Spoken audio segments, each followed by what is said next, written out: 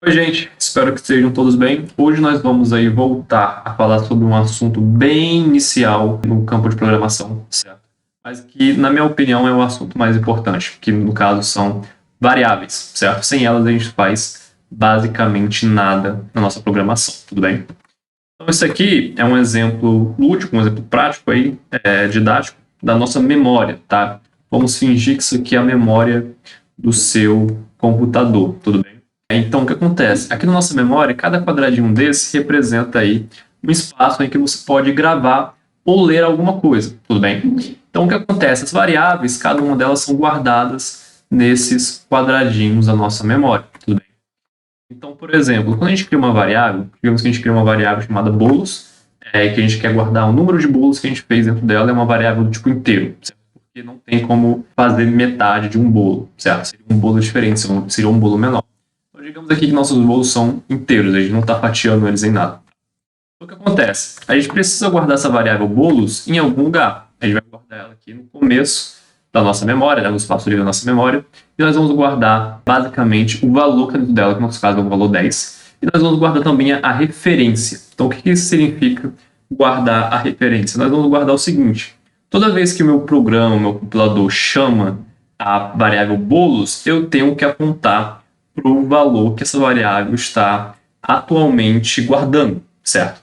Então, por exemplo, aqui bolos a gente começou falando que era uma variável do tipo inteiro e tinha 10 bolos, ok? Então, a nossa variável bolos tem que apontar para 10, tudo bem? Se a gente tiver, por exemplo, 11 bolos, no caso, nós precisamos, quando chamarmos a variável bolo, nós precisamos apontar para o número 11, certo? A gente pode mudar esses valores, mas a referência da nossa variável tem que estar sempre correta. Okay? Eu não posso ter 11 bolos, por exemplo, e apontar para 10. Então, o nosso compilador, ali, a nossa linguagem de programação, ela faz essa referência para a gente, esse ponteiro para a gente, tá? Nossa variável vai estar sempre apontando para o valor que a gente determinou ela, tudo bem? Então, digamos também que eu não quero guardar só variáveis do tipo inteiro, certo? Eu não quero guardar apenas variáveis de um único tipo. Então, digamos que você está aqui fazendo uma aplicação, né, alguma coisa assim, para um site que vende bolos. Existem várias opções e você quer que, por exemplo, o usuário possa escolher a opção A, B, C e D de bolos, ok? Então, como é que você vai guardar essa letra? Essa letra você vai guardar basicamente da mesma forma, ok? A letra precisa ser guardada num espaço da memória diferente de onde está a nossa variável bolos, ok? A gente não pode ter dois valores diferentes guardados no mesmo espaço da memória, isso não vai funcionar, certo? Então, o que vai acontecer aqui é o seguinte: nós vamos guardar a nossa opção em um espaço vizinho, ou enfim, qualquer espaço que esteja livre na nossa memória, tudo bem? Nós também vamos guardar informações, de novo, as informações do ponteiro, no caso. Toda vez que a gente chama no nosso código ali a variável opção, nós vamos apontar para essa opção A, B, C, D, certo? Esses valores que estão determinados na nossa variável. Agora, um ponto interessante é o seguinte: se eu tiver, por exemplo, um texto, se eu tiver, além do número de bolos e da opção, eu tiver o nome do boleiro, tudo bem? Então aqui, digamos que eu quero guardar a variável nome, a variável que guarda o nome do João. Como é que eu guardaria? Eu guardaria assim? Não tem como guardar dessa forma, ok? Eu não posso botar um nome inteiro, um texto inteiro dentro de um único espaço da memória. O espaço é muito pequeno, certo?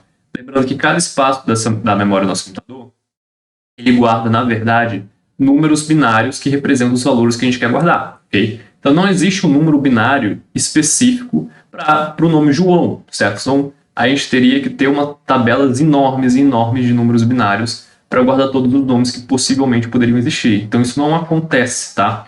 O que a gente faz é guardar letra por letra da nossa palavra João, certo? Esse _0 que vocês estão vendo é o que os nossos compiladores, enfim, as nossas linguagens de programação geralmente fazem para encerrar textos, tudo bem? Então, o que acontece? Quando eu guardo a variável nome, na verdade, a minha variável está apontando para o começo do meu texto, certo? Para o começo do meu nome. Então, ela está apontando aqui para a letra J. E quando eu vou fazer alguma coisa com esse texto, o que acontece é que ele vai seguindo sequencialmente, certo? Até encontrar esse _0. Quando ele encontra esse _0, ele entende que acabou ali o meu texto, certo? Então, por isso que o nome João, na verdade, tem 5 dígitos. Tem J, O, A com tio, O de novo, e esse contra barra zero aí, que é para demonstrar que acabou ali mesmo o nosso texto. Nós não temos mais nada depois daquilo, tudo bem? Aqui, nós também conseguimos dividir as nossas linguagens de programação em basicamente dois tipos bem abrangentes, tá? São guarda-chuvas aqui. Não são definições completamente rigorosas que eu estou usando aqui, tá? Se a gente fosse ser rigoroso, a gente conseguiria dividir muito mais do que apenas dois tipos. A gente conseguiria dividir entre linguagens tipadas, fracamente tipadas, fortemente tipadas e assim por diante, tá? Mas o que importa aqui para essa aula aqui, eu vou definir as linguagens com base em dois tipos, tá? A linguagem tipada vai ser onde você precisa especificar o tipo de variável antes de você criar. Então, se você for criar uma variável do tipo inteiro, você precisa falar que é uma variável do tipo inteiro. Se você for criar uma variável do tipo texto, você precisa especificar que é uma variável do tipo texto e assim por diante, ok? Então, o que acontece? As linguagens não tipadas aqui vão ser linguagens que você não necessariamente precisa definir o tipo antes de instanciar a variável, ok? Por exemplo, em Python, você não precisa, em Python, que no caso está representado aqui pela cobrinha, você não precisa especificar nada. Você só falar x é igual a João, ele vai entender que x é uma variável do tipo texto. Se você falar que x é igual a 12, ele vai entender que x é um número inteiro, tá? Para JavaScript, você precisa, no caso, falar que aquilo que está entrando é uma variável, mas você não precisa necessariamente identificar o tipo, certo? Então você poderia falar, por exemplo, var x é igual a 10, e ele entenderia que é uma variável do tipo inteiro. Se você falar var x é igual a João, ele entenderia também que é uma variável do tipo texto, tá? Mas são basicamente aqui esses dois tipos aqui que a gente precisa levar em conta, tá?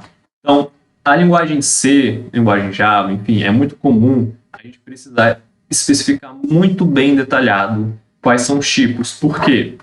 Quando a gente está lidando com esse tipo de linguagem, nós precisamos saber quais são os tipos de cada variável, quais são os tipos que a gente precisa e a gente pode manipular, tá? Então aqui, por exemplo, eu vou ter aqui as mesmas definições que a variável C tem, ok?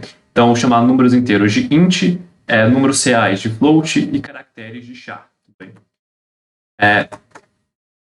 Eu vou também chamar aqui vetores inteiros de int, abre colchetes, fecha colchetes, tá?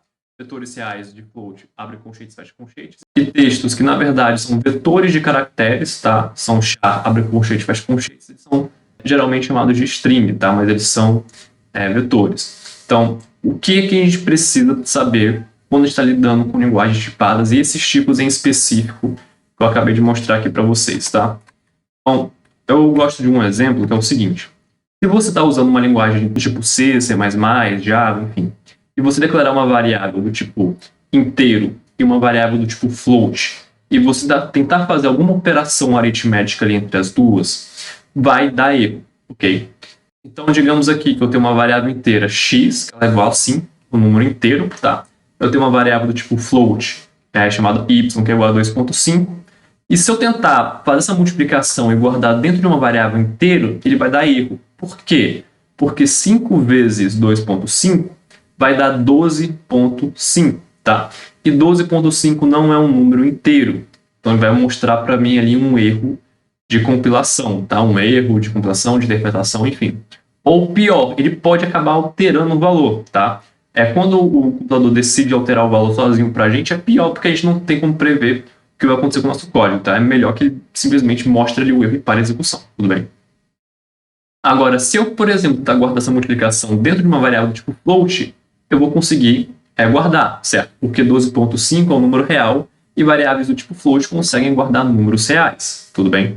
Então, isso aqui é importante de notar. Quando você está fazendo alguma operação, você precisa levar em conta qual é o tipo que guarda melhor o resultado dessa operação. Então, digamos aqui que, por exemplo, y poderia ser 2.0, certo? E aí 5 vezes 2.0 daria 10. E aí, nesse caso, essa primeira linha aqui, onde deu erro, daria certo, tá? Porque seria 5 vezes 2, daria 10, 10 é inteiro, tudo bem? Só que o que acontece? Se a gente está lidando com uma variável y, que é do tipo float, existe a possibilidade do nosso usuário ali entrar um número quebrado. Se ele vai sempre entrar com o número quebrado ou não, não é da nossa conta, mas a gente precisa levar em conta essa possibilidade, ok? Então, se a gente está lidando com essa possibilidade, nós precisamos ter uma variável para guardar esse resultado que vai ser do tipo que abrange mais conjuntos, tá? Então, por exemplo, a variável do tipo float, ela consegue guardar números inteiros e números reais. Então, se a nossa multiplicação ali pode dar um número real, nós temos que guardar esse resultado numa variável do tipo float, ok? Já as linguagens não tipadas, elas fazem esse processo para a gente. Então, aqui eu nem declarei nem nada, ok? Só falei, ó, x é igual a 5, y é igual a 2,5. Na linguagem não tipada, esse não tipado é entre aspas, tá? Ele é tipado dinamicamente. Então, o que isso significa? Quando eu falo que x é igual a 5, ele vai lá e fala, ok, 5 é um número inteiro, então essa minha variável x, no momento, é uma variável do tipo inteiro. Tá? Então, a gente não especifica ali o tipo, mas dentro do nosso compilador, ele decide isso pra gente. Quando eu falo y é igual a 2,5, ele vê lá que 2,5 é um número quebrado, tem vírgula, certo?